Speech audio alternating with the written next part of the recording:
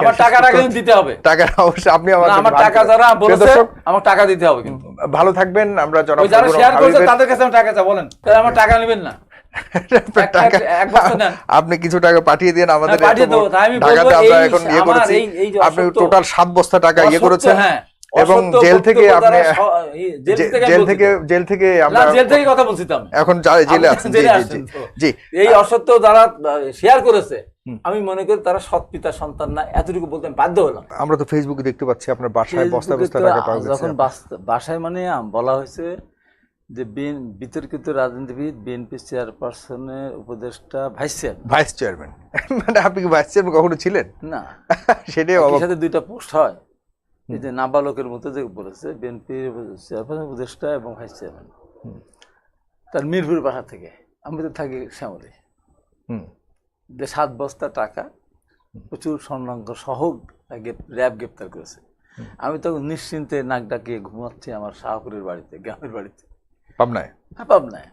আপনারা দেখেছেন কালকে আমার একটা স্কুলে, তলকুইলে হাই স্কুলে একটা ওই বিদায় যারা গোল্ডেন পেয়েছে, প্লাস পেয়েছে তাদের কেস দেওয়া হলো, সম্মাননা দেওয়া হলো। বিদায় একজন শিক্ষক দায়িত্ব পালন, ওনাকে বিদায় দেওয়া হলো, নতুন যোগদান করে। মানে আপনি আপনার নিজের অঞ্চলে, হ্যাঁ, সোশ্যাল যেটা আপনি যখন আমাকে বললেন তখন আপনি দেখালাম। আমি নিজেও ভয় পেয়ে গেছি যে আপনার সোশ্যাল মিডিয়াতে বলা হচ্ছে আপনার বাসায় শত কোটি টাকা পাওয়া গেছে, সেখান থেকে ধরবে ঘোড়ার গাড়িতে চলে। কিন্তু আমি অনুষ্ঠানটা গিয়েছি, তো এই যে একটা মিথ্যাচার, এত বড় একটা মিথ্যাচার, আমি বলি যে এই যে, এবং তারপর কণ্ঠ দেখলাম বিতর্কিত বিএনপি নেতা হাবিবকেই পাওয়া গেছে, তারপর 5ই আগস্টের পর থেকে তার চাঁদাবাজি হ্যান তার শাসক। এটা আমি কি বলবো, এটা তো এই কথা যারা বলে, আমি অত খারাপ ভাষাতে বলতে পারি না, তা আমি এইটুকু বলতে পারি তাদের মনে হয় একেবারে ভালো বাবার সন্তান না। আর একটু নিচে নামতে পারতাম, তা আমি নামতে চাচ্ছি না। জানা নাই, শোনা নাই, বোঝা নাই, দেখা নাই, প্রমাণ নাই, হঠাৎ করে বলে ফেললো। তারপর আরেকটা আশ্চর্য লাগছে যে দেলোয়ার হোসেন সাঈদীর জন্য আমি কতবার কথা বললাম, ওনাকে যখন হত্যা করা হলো সেদিন আমি তার 5 মিনিটে আমি সেটা দিয়েছি, তার 20 মিনিট পরে আমি আধা ঘন্টার একটা মানে এতে গেছি, লাইভে গিয়েছি, গিয়ে বলেছে সাঈদী সাহেবের মৃত্যুর পর, হ্যাঁ, আমি বললাম যে দেলোয়ার হোসেন সাঈদীকে যেন কোনোভাবেই দক্ষিণ প্লাজার জানাজা ছাড়া যেন না যেতে দেওয়া হয়। এবং আমি জামাতের কাছে সবার কাছে আহ্বান জানিয়েছি যে কোনোভাবেই তখন প্রতিবাদ করেছেন, তখন আমাদের প্রচন্ডভাবে প্রতিবাদ করেছি। জামাতের এই যে যখন তাদের হত্যা করা হয়েছে, হ্যাঁ, তখন হত্যা করা হয়েছে, আওয়ামী লীগ ক্ষমতায়, আমি বলতে হত্যা করে সাহস জামাতেরও তো নাই, জামাতেরও তো নাই, যারা আজকে আমার বিরুদ্ধে মিথ্যাচার করে যাচ্ছে তাদেরও তো নেই। তারপরে তারা, আমি দেখলাম হ্যাঁ আহ্বান জানানোর পর তারা এসেছে, লোকজনকে বলেছে আহ্বান জানাতে।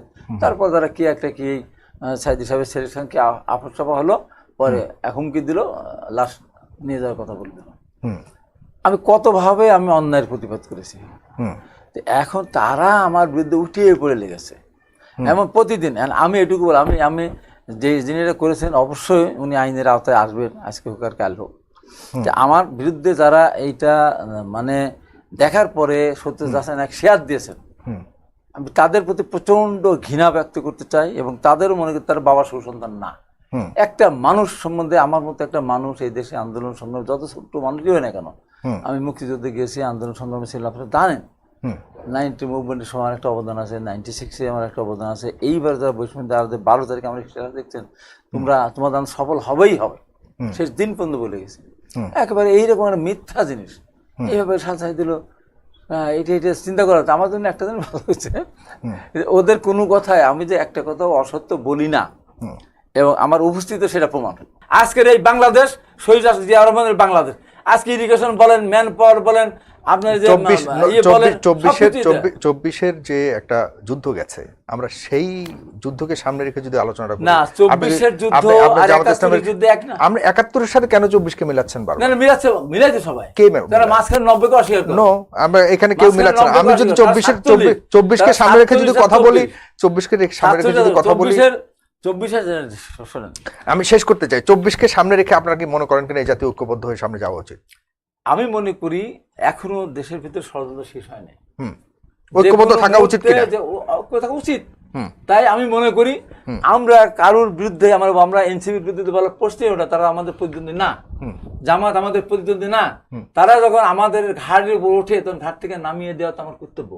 তারা প্রথমে যা যা বলেছে আমি উত্তর দিয়েছি, একটা কথা আমি বানিয়ে বলি না। জামাত যদি এই কথা বলতে পারে, যে তারেক রহমানের সাথে জামাতের বলতে পারে? এনসিপি বললো না, কেউ বললো না। এবং তারেক রহমানের সঙ্গে কথা হওয়ার পর সারা বিশ্ববাসী আশ্বস্ত হলো, আমাদের দেশ আশ্বস্ত হলো, আমাদের অর্থ। আপনি মনে করেন কিনা এই নির্বাচন, সামনের নির্বাচনে আওয়ামী লীগের আসা উচিত? হ্যাঁ, আওয়ামী লীগের আসা উচিত। এই নির্বাচনে আওয়ামী লীগ আসা উচিত সরকার সিদ্ধান্ত। আপনি কি মনে করেন? আমার তো কোনো সিদ্ধান্ত এখন না। আমি আপনার কথা বলছি। আমার তো কোনো সিদ্ধান্ত কাজে লাগবে। আপনার কাছে কি মনে হয়? আমার কথা আওয়ামী লীগকে নিয়ে এখনো খেলা চলতেছে। আপনি কি মনে করেন কিনা সামনের সময়ে রাজনীতিতে আওয়ামী লীগকে সুযোগ দেওয়া উচিত? এই দেশে যখন কেউ কথা বলে নাই, আমি বলছি আপনাকে হানার মধ্যে বলে দেন। আমি শেষ না বলবো কেন? আমি তো ওই ভীতু মানুষ না। আমি প্রথম বলেছি যে আওয়ামী লীগ যেহেতু 15টা আওয়ামী লীগ শেষ করে দেন, 3টা নির্বাচনে আমাদের অংশগ্রহণ করতে দেয়নি, সেহেতু আওয়ামী লীগ আরো 3টা নির্বাচনে অংশগ্রহণ করতে পারবে না। আমি বলেছি তো। আসিফ নজরুল যখন বললেন যে আওয়ামী লীগের মতো বড় দল তারা নির্বাচনে আসতে পারে, আমি আসিফ নজরুল এত তাড়াতাড়ি, সাকাওয়াত হোসেন যখন বললো যে আপনি আসেন, আমি আপনাদের এখন সম্মান করি, আমাকে যদি এই প্রশ্ন আপনি করেন, এই প্রশ্ন আমার করা উচিত? আচ্ছা, আসা উচিত কিনা এখন আমি আপনাকে শেষ প্রশ্ন করছি আমাদের অনুষ্ঠানে। আওয়ামী লীগ 3টা টার্ম মানুষকে ভোট দিতে দেয়নি, অতএব তারা কেন নির্বাচন আসবে? আচ্ছা, তার শেখ হাসিনাকে ফিরিয়ে আনা উচিত কিনা, বা তাকে শেখ হাসিনাকে এখন ফিরিয়ে নিয়ে আসলে তার ফাঁসি ছাড়া তার কিছু নেই। ওকে, এই অবস্থানে আপনি অনর আপনার আওয়ামী লীগের ব্যাপারে? না, এইটা আপনি মানুষকে যিনি হত্যা করেছেন তাকে আপনি দেশে নিয়ে ফাঁসি ছাড়া আর কিছু তাকে আপনি বসবাস করতে পারবেন? আর আওয়ামী লীগ 3টা টার্ম নির্বাচন করতে দেয়নি মানুষকে। তো এতগুলি মানুষ কোথায় যাবে যারা ভোটার হিসেবে আওয়ামী লীগের ভোটার যারা অপেক্ষা করবে তারা, মানে যারা অপরাধ করেনি। আমি তো বলছি আওয়ামী লীগ যারা অপরাধ করেনি, আওয়ামী লীগ করা তো অপরাধ ছিল না 5ই আগস্টের আগ পর্যন্ত বা গণহত্যা শুরু আগ পর্যন্ত, এর আগে হত্যা করছে। তা এখন আওয়ামী লীগ অপরাধী হয়েছে কেন? এই গণহত্যাকে তারা সমর্থন করেছে, গণহত্যার সাথে তারা জড়িত ছিল। আওয়ামী লীগের অনেক দৃঢ় কর্মী আছে, তারা দল করেছে আগের থেকে। দল করা তো অপরাধ না। যারা সন্ত্রাসী কর্মকাণ্ডের সাথে জড়িত তাদের বিরুদ্ধে আপনার যে কোনো ব্যবস্থা সরকার নিক বা যে কোনো ব্যাপারে প্রশাসন নিলে পারে, আমার তাতে কোনো আপত্তি নেই। ওকে, পরিষ্কার বক্তব্য। জি, আমি শেষ করতে চাই জনাব, আমার টাকা নেবেন না, আপনি কিছু টাকা পাঠিয়ে দিন আমাদের ঢাকাতে। আমরা এখন ইয়ে করেছি, আপনি টোটাল 7 বস্তা টাকা ইয়ে করেছেন, এবং জেল থেকে আপনি জেল থেকে কথা বলছি তো, এখন জেলে আছেন। জি, এই অসত্য যারা শেয়ার করেছে, আমি মনে করি তারা সৎ পিতা সন্তান না, এতটুকু বলতে আমি বাধ্য হলাম। হ্যাঁ, এগুলি করলে কেন মনে হয় আপনাকে জামাত এগুলি করছে আপনার বিরুদ্ধে? জামাত ধরা পড়েছে তো, সেখানে তো আবার আপনার শত্রু শুধু এখন জামাত না, আরো আছে যারা আমি যেহেতু বিগত সরকারের সময় আমাকে প্রধান শত্রু ভেবেছিল ম্যাডাম খালেদা জিয়া, তার গ্রহণের পর, তাহলে আমার মধ্যে একটা ক্ষুদ্র কর্মীকে কেন জেল দিবে বলুন? প্রথম দেখছেন না, হাবিব, শাহজাহান, লিঙ্কন, স্বামী, 3 জন সহ আরো 15 জনের 4 জন। ধন্যবাদ। আমি এখানে শেষ করি। আমার টাকাটা কিন্তু দিতে হবে। টাকা অবশ্যই আপনি আমার টাকা যারা বলেছে আমার টাকা দিতে হবে কিন্তু। ভালো থাকবেন। আমরা যারা শেয়ার করেছে তাদের কাছে টাকা চা বলেন। জি, শেয়ার যারা করেছেন তারা টাকা দিবেন, 7 বস্তা টাকার দিতে হবে। যারা শেয়ার দিবেন তাদের দিতে হবে। সুস্থ থাকবেন। দেখা হচ্ছে আবারও, দিতে হবে তাদের।